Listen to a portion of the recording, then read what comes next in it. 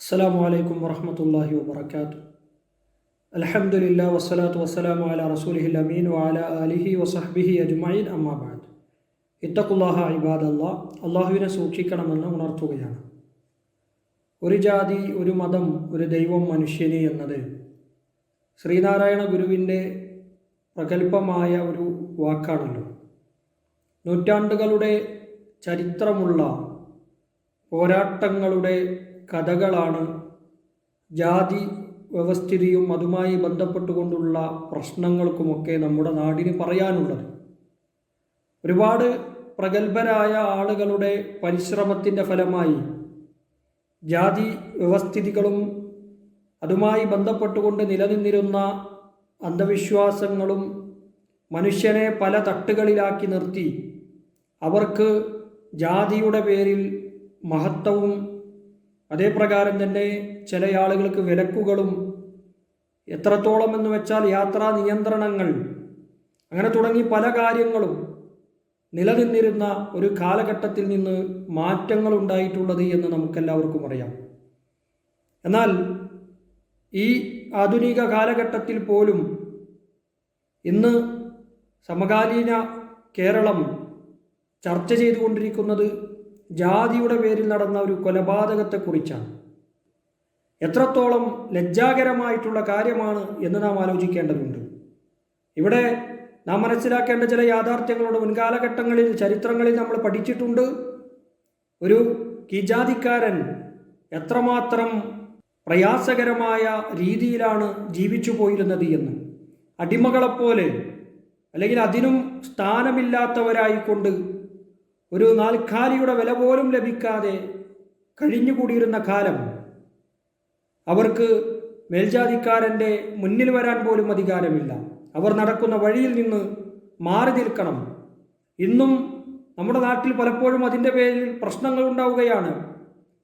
താഴ്ന്ന ജാതിയിൽപ്പെട്ട ഒരാൾ ഉയർന്ന ജാതിയിൽപ്പെട്ട ഒരാളുടെ കിണറ്റിൽ നിന്ന് വെള്ളം കുടിച്ചതിൻ്റെ പേരിൽ പോലും അടിച്ചു കൊന്ന സംഭവങ്ങളാണ് നമ്മുടെ നാട്ടിൽ അരങ്ങേറിക്കൊണ്ടിരിക്കുന്നത്.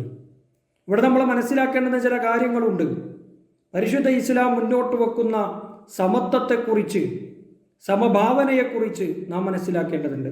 പരിശുദ്ധ ഖുർആനിലൂടെ അല്ലാഹു സുബ്ഹാനഹു വ തആല പഠിപ്പിക്കുന്നുണ്ട്, ഇന്നാ ഖലഖനാകും മിൻ ദക്കരിൻ വ ഉൻസ വജഅൽനാകും ശുഊബൻ വ ഖബായില ലിതആറഫു ഇന്ന അക്രമകും ഇൻദല്ലാഹി അത്ഖാകും. എല്ലാവരെയും അല്ലാഹു സൃഷ്ടിച്ചിട്ടുള്ളത് ഒരാണിൽ നിന്നും ഒരു പെണ്ണിൽ നിന്നുമാണ്.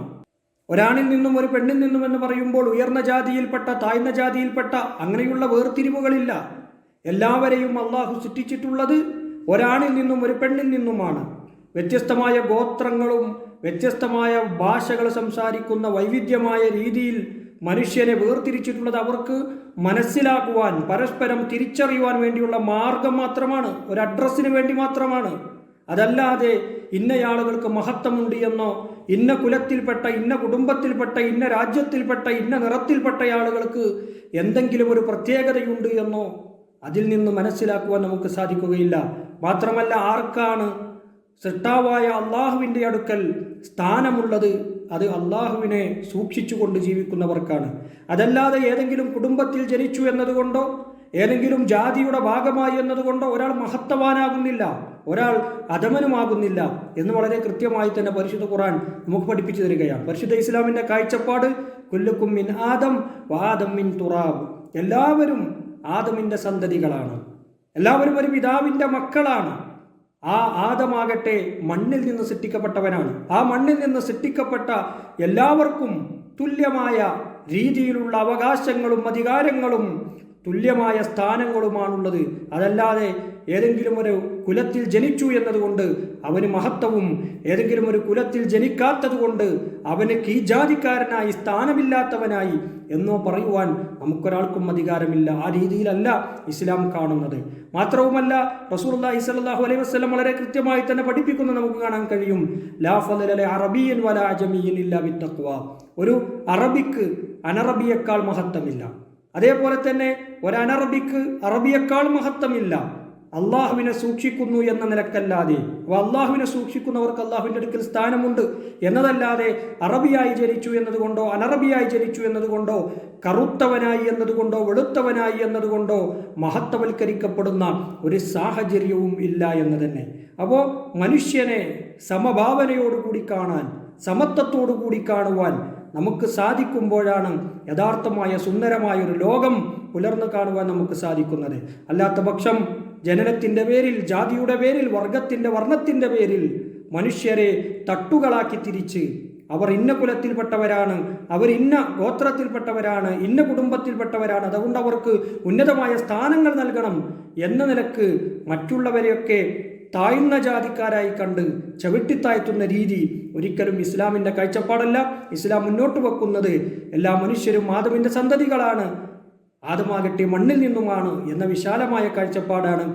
സമത്വത്തിൻ്റെ, സമഭാവനയുടെ വിശാലമായ കാഴ്ചപ്പാടിലേക്ക് നാം ഉയരേണ്ടതുണ്ട്. അല്ലാഹു സുബ്ഹാനഹു വ തആല അനുഗ്രഹിക്കുമാറാവട്ടെ. റബ്ബനാ ആതിനാ ഫിദ്ദുനിയ ഹസന വഫിൽ ആഖിറതി ഹസനത വഖിനാ അദാബന്നാർ. വൽഹംദുലില്ലാഹി റബ്ബിൽ ആലമീൻ. അസ്സലാമു അലൈക്കും വറഹ്മത്തുള്ളാഹി വബറകാതുഹു.